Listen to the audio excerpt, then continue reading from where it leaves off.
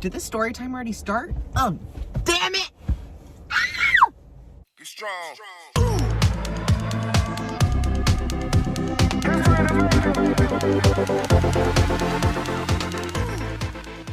You know when you meet people in your life and you're like, wow, there's a reason why I met this person. And then you meet people in your life and you're like, what the f was the reason? What was the reason? This is one of those stories. Like usual, pause the video now if you need to go get your snacks and your drinks for this wonderful story time. Okay, let's get this on. So this story takes place circa 2019, right before the whole world went to shit. As you guys know, I am a go-go dancer. So I started to make a lot of friends in West Hollywood and LA. A lot of bougie friends, a lot of people who look like models in Barbie, while I'm just standing there look like an off-brand Barbie. I'm just like one of those like Barbies you find in like Goodwill who's been thrown out for like a couple years, but you know, it's okay. While I was dancing, I was single. So sometimes I would go on Tinder to just look around the area. You know, I'm very big on relationships and very big on dating. So I was just trying to find somebody that I could, you know, connect with, build a relationship with, stuff like that. One day on this app, while I was walking to go dance, somebody had hit me up, and this person was just looking for friendships. And I was like, you know what? I'm looking for friendships. This is gonna work out. So we switched information, and I was like, oh my gosh, we should totally hang out. And he was like, all for it. He was like, I'm so down to hang out. Do you like to hike? We should go hiking. And I was like, I would love to go hiking. A couple of days passed, and I drive back to West Hollywood because we have planned to go on a hike, okay? So I parked my car, and I'm like, oh, I'm here, blah, blah, blah, blah, blah.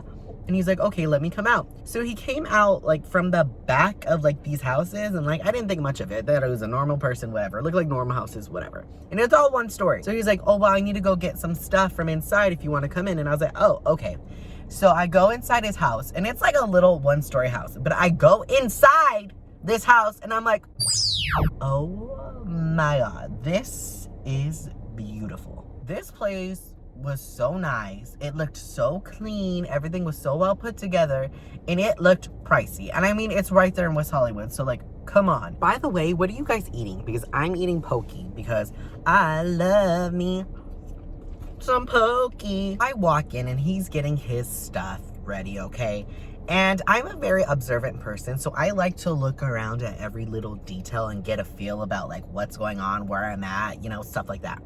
So anyways, I look on this board, and it's like a to-do list, you know what I mean? And on this to-do list is get a financial advisor.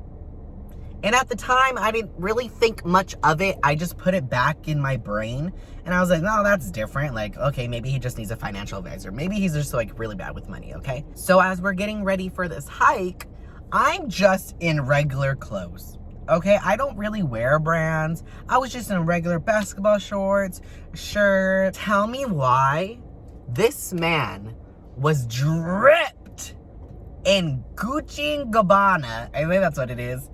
And he was wearing Balenciagas. Who wears Balenciagas to a hike? And I was looking at him and I was like, is that what you're wearing? You're wearing that? These are my comfortable clothes. And I was like, damn! My comfortable clothes are things that I've thrifted and gotten from the Goodwill. So now my brain is going because I'm like, okay, financial advisor. He's wearing Gucci and Gabbana and Balenciaga to go hiking. And I was like, is this like a normal person? Because I am so confused. Like, how is this? Whatever. I don't judge. He didn't have a car though, so I drove us to go hiking. And we went hiking in like Malibu. So I was like, I'm living the rich life. We go to the hike, we do all this stuff, great, fun. And then I noticed that like, he's kind of like sad, like lonely sad, you know? And I was like, oh, maybe he just really needs some friends. So I was there for him, we were getting along together. And then he goes, oh, do you want to spend the night? And I was like, I wasn't really planning on spending the night. I don't have clothes to sleep in. So I mean, I don't know if I would be able to. And he was like, oh, don't worry about it, I have clothes. And I was like, bitch, if I'm about to sleep in Dolce & Gabbana and Balenciagas, sign me up. No, just kidding. He did not give me expensive clothes to sleep in. So we watched movies. It was fun. We had a good time, right? So now it was time to go to sleep. And I was like, oh, I can just sleep on the couch. He's like, oh no, come sleep in the bedroom. It's fine. It won't be weird, all this stuff. And I was like, I don't know. Because every time a guy's ever told me that, things have gotten weird. And he was like, no, I promise. And I was like, ugh. I go into the bedroom. Very minimalistic. Very clean. It looks nice. It looks great, actually. For one thing. There's one thing, though. There is one thing in that room that just does not make sense to me. Right above the headboard, there are like these tickets taped to the wall. So I went in for a closer look and I was like, what is that? Oh, that's my lottery ticket. Oh, do you do that with all your lottery tickets? And he's like, No. that's my winning lottery ticket. Oh, like, did you win like a couple hundred, a couple thousand? Tell me why this lottery ticket was a winner for $57 million. What the fuck? I was like, bitch, I only got 25 cents to my name. My brain just was like so confused. Ooh, no, and I didn't believe him. I couldn't. How could I? So what any sane person would do is that I went home and went on my good old friend Google. I had his name and I was like, you know what? Just for safe measures, I'm going to Google his name. Maybe he's like lying. Like, I don't know what he's up to, whatever. So I go into Google and I go into his name and I'm like, I'm not really finding a whole lot of information. So I was like, you know what? Let me go into his Instagram. So I went to his Instagram. Didn't really see anything. So I was like, you know what? Better yet, let me go in his tag photos. So I went in his tag photos, found this one photo from somebody, went to it, found this whole conversation, went to the link of the lottery ticket, like the lottery people, like the page for the lottery, and scrolled down. Sure enough, they had a picture on there with his name on it. It was like, the winner of the $57 million lottery is blah, blah, blah. And I was like, I don't care about money. I never ask people for money. I have my own money. I'm not all up in that game. But I have never met anybody who won the lottery, and let alone $57 million. My life isn't normal, so I knew something had to go wrong at some point. Then things started to take a really weird turn, because then he started to tell me how to like live my life, and that he knew people who could help me out and get me a job and like get me a place to live. And I was just so confused, because at this point, I'm working 2 jobs, okay? At my second job, I'm go-go dancing, okay? And we were having this conversation, and he was just like, You shouldn't do that. That's really bad. You shouldn't display yourself off like that. How about I make you an offer? what the? I can find you somebody to get you a really good job. Her name is Dorothy. You'll be making a ton of money, but you have to stop dancing. First of all, you barely know me. Second of all, I love to dance. Like, I love dancing. Like, I'm not gonna stop dancing just because you want me to stop dancing. Like, you're not even my boyfriend. Like, what are you talking about? But in order to have this job, you need to stop dancing. Okay, well then what's the job? Like, what are you offering? I can't tell you that. Dorothy has to tell you that. Like, you have to meet up with Dorothy. I don't even know who Dorothy is. I've never met a Dorothy. And I was like, listen, don't do this. Don't tell me how to live my life. Don't tell me that you know what's best for me. You don't know me. You're really starting to, like, one, freak me out, and second, you're starting to piss me off. So anyway, we had that small blow up, right? So we hang out a couple more times, and then things started to get, like, a little romantic between us, you know? And I was just very confused, because I was like, one, I thought we were friends. Secondly, now you're coming on to me and, like, holding my hand and, like, I don't know, are we dating? Like, what are we? Because there have been many times where I thought I was just friends with somebody and then I had gotten myself into a relationship. So, like, are we dating? Like, what's going on? And he was like, no, we're just friends. And I was like, oh, okay. And then he tried to kiss me. And I was like, oh, I don't know. I don't kiss my friends. Is that like a West Hollywood thing? Like, I don't do that. Like, I don't get away from me, sir. And then he got kind of pissed off. And I was like, why? I thought we were friends. Why are you mad that I don't want you to kiss me? Like, I just don't want you to kiss me. Like, I thought, like, no, like, please, sir, don't do that to me. Okay, like, now we're dating. Like, now this is a thing. We're a thing now. Okay, like, that's fine.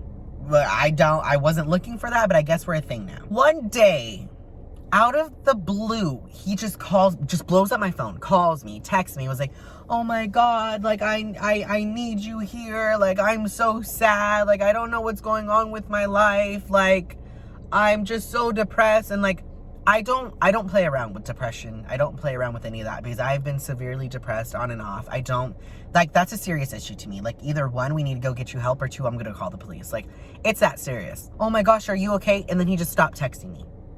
So like, now I'm thinking the worst. I am thinking the worst. I'm like, oh my God, this is all my fault. I know where he is. Like, what am I doing? So I was on my way to go dance, and I was like, you know what? I have to stop by his house. Like, I have to make sure he's okay. Like, I have to make sure he's alive. Like, I'm stressed out now. And like, now I'm blaming myself for everything. Cause I'm like, oh my gosh, like I just went off on this guy, and like, now there's all this drama, and like, I don't know what's going on. And I was like, ugh. I pull up to his house, and I park my car illegally, and I'm running, you know? I'm running to his door, like full speed. And I'm like, oh my God, I hope he's okay. So I get up to his screen door, and I'm like pounding on his screen door, and I don't hear anything. And I'm like, oh my God. And so I check to see if the screen door is locked or not. It's not locked. So I open it. Now there's a wooden door. And right as I'm about to knock, I hear like dogs barking.